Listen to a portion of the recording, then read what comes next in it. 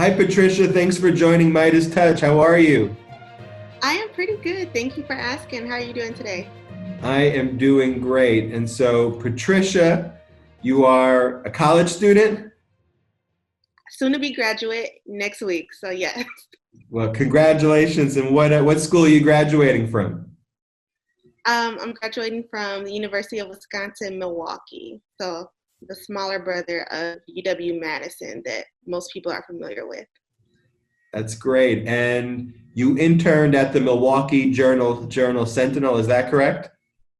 Yes, I started interning there in March this spring semester. Great. And while you were there, you were a photojournalist and a photographer intern there, and you took a era-defining photograph there. The photograph of people in line with the sign as they were waiting for the elections, waiting to Hmm. vote. There was obviously a limited amount of voting centers that were open. The whole world, the whole country was looking, at Wisconsin and particularly Milwaukee with these lines. And you took the photo with the sign, "This is ridiculous," with people lined up wearing masks. Can you tell us what brought you out there and what made you take that photo? Yeah. So I was on the way to go vote myself. I wasn't, on assignment or anything. I was going to go do what everyone else was in line to go do, which was to go vote. I asked my editor if he'd like an update on the polls or anything like that. They said sure, but I wasn't on the clock. So I was on my way to go to the back of the very long line, and I saw Jennifer with her sign, and I just had to stop and talk to her. She was the only person out there with the sign, and when you see um, those signs, you want to know what's going on or why do you have this, and it turned out to be, she was very upset because she and like a lot of other people requested absentee ballots and they never came, and she has a sick father, but she wanted her voice to be heard in the election, and so she had to go out there and vote. And so you took the picture.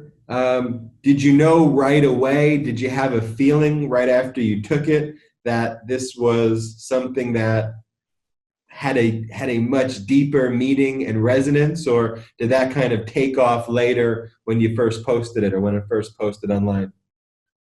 I knew that it was a good photo just because of all the training that I've had at school, and so it was technically correct in the position of it. But I didn't know that it was going to, like you said, have a deeper meaning and blow up the way it did until after the fact. It was posted on Twitter. And so how did that happen? How did it first get on Twitter, and then how did it take off and go viral? Yeah, so it got a little traffic when one of the reporters posted it on Twitter. Like when the first time I checked, it had around like 200 shares. And I didn't have a professional Twitter then, so someone else posted it for me. And after it got, within like the upper hundreds, Professor Don Moynihan, he retweeted it, and that's when it blew up. It has thousands, hundreds of thousands retweets and likes now. And people have been saying that there are always photographs that define eras and define moments, right? There were photographs of the Vietnam War that defined that era and that in that time period.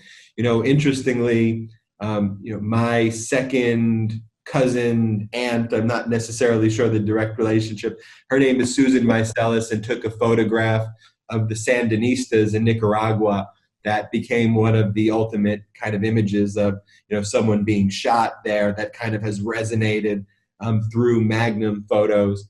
And your photograph is in that era defining moment right Yeah. now when we look back at this time period where a president was sacrificing lives and where governments were sacrificing lives in the name of coarse politics, in the name of attempting to have voter suppression.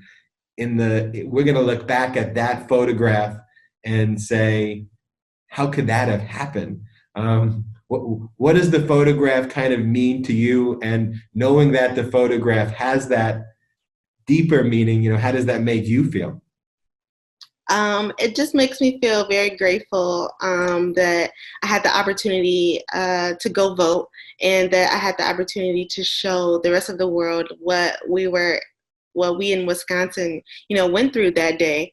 The lines were over 2 hours long, and, people were out there in masks and had gloves on, and all because they wanted their voices to be heard. Because, our state legislature, they decided to keep the polls open, and we went from 180 polls down to 5 in Milwaukee. So, it just shows what was going on in the polarization between our legislature here in Wisconsin. And so, Patricia, I think you should win every photojournalist award that there is. I have no doubt that you should and that you will. But what are your plans in the future? So you're graduating shortly. Do you have any jobs lined up, or what comes next for Patricia McKnight, the era-defining photojournalist who shook the world with the most incredible picture of our era? I have no jobs lined up. I still plan on doing my internship with the Milwaukee Journal Sentinel. It goes until August, and after that, I'm not sure what I'll be doing. I have been, applying to jobs, and I made sure that I trickled in my photo and my resume and cover letter. But I'm just, grateful for the opportunity to still have my internship go through the summer. And my ultimate goal is to become a travel writer and photographer for National Geographic. But that's like in my wildest dreams. Hopefully it comes true one day. Well, Patricia, I am going to tag at National Geographic in this interview, and I'm going to be your agent with no fees, free of service. And I'm going to just say to anybody out there, who's looking for the top photojournalist in the world right now, who's a college graduate, who's got a proven track record of literally taking the most renowned photograph of our generation. Her name is Patricia McKnight.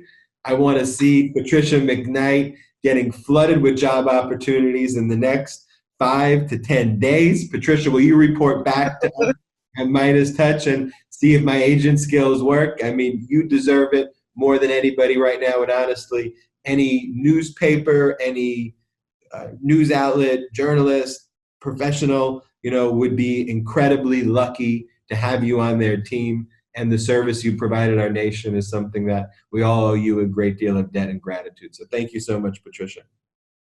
No, thank you so much. That's really kind of you to say. Like I said, hopefully some greater power in the world, sprinkles their grace on me and I get a full-time job. But I'm so psyched. Thank you so much for all of your support and everyone else's support. Everyone has been really nice. I've had so many people tell me, thank you. And like I said, it was just being in the right place at the right time, actually. And the right skill, Patricia. I mean, it honestly, you were there. You were actually probably in the all things equal in the wrong place at the wrong time, given that it was horrible that you were there. But it took a great deal of talent and a great deal of insight for you to recognize what you saw there was something that would not just resonate in the smaller community, but in the bigger world. What being a successful, photographer is all about. So, Patricia McKnight, world-renowned photographer, graduate, guest of MeidasTouch. Thank you so much for joining us, and report back to us. We're tagging at National Geographic. We're tagging everybody. We're telling them hire Patricia McKnight, our era-defining photojournalist. Thank you, Patricia. Thank you.